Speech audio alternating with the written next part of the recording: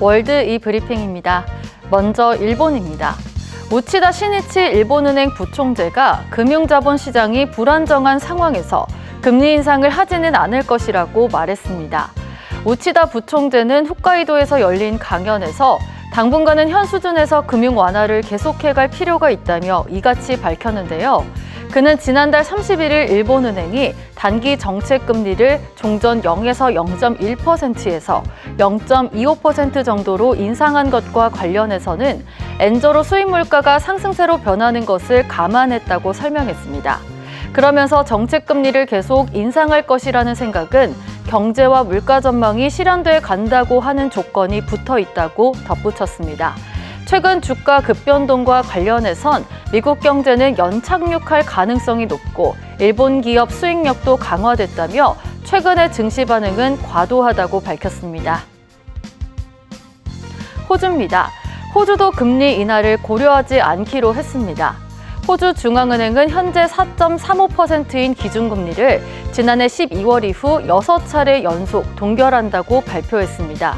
호주 중앙은행은 호주 경제의 인플레이션 압력이 여전히 높다고 판단했기 때문이라고 밝혔는데요. 호주의 6월 분기 소비자 물가지수는 3.8%로 목표 범위인 2에서 3%대로 안정화되기까지 상당한 시간이 걸릴 것이라고 예상했습니다. 그러면서 앞으로 6개월간 금리 인하를 고려하지 않는다며 오히려 추가 금리 인상 가능성을 언급했는데요.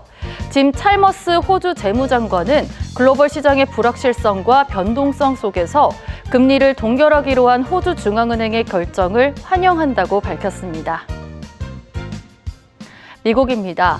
미국의 경기 침체 우려가 커진 가운데 미국의 가계 빚이 더 늘고 있는 것으로 나타났습니다.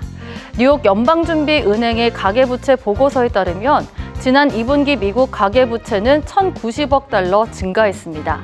이에 따라 미국의 가계 총 부채 규모는 17조 8천억 달러에 달해 사상 최고 기록을 경신했습니다.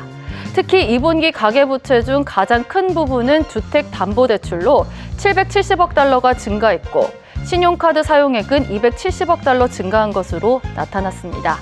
미국의 가계부채가 증가하면서 미국 연방준비제도가 다음 달 기준금리를 한 번에 0.5%포인트 인하하는 빅컷을 단행할 가능성도 제기되고 있습니다. 끝으로 미국입니다.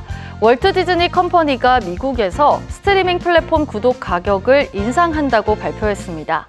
디즈니가 발표한 새 요금제에 따르면 디즈니 플러스와 또 다른 스트리밍 플랫폼 훌루의 요금제가 각각 2달러씩 인상됐는데요. 디즈니의 이번 가격 인상은 최근 출시한 묶음 상품 요금제 가입을 유도하기 위한 것으로 알려졌습니다.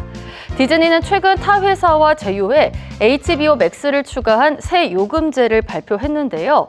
디즈니 플러스와 훌루, 맥스 세 가지를 모두 볼 수 있는 광고를 포함한 요금이 16.99달러, 디즈니 플러스와 훌루가 각각 9.99달러로 7달러밖에 차이가 나지 않습니다. 인상된 가격은 오는 10월 17일부터 적용될 예정입니다. 지금까지 월드 이브리핑이었습니다.